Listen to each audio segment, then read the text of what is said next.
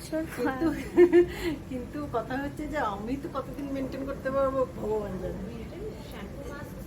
হ্যাঁ না মানে স্নান করলেই তো আমার এত সুন্দর ইয়ে সব চলে যাবে। এটা কি সুন্দর হয়েছে, হ্যাঁ দারুণ। এবার এদিক ওদিক সব দিকে করতে পারি, স্ট্রেট রাখতে হবে, মাঝখানে রাখতে হবে, এই সাইডে সেদিটা।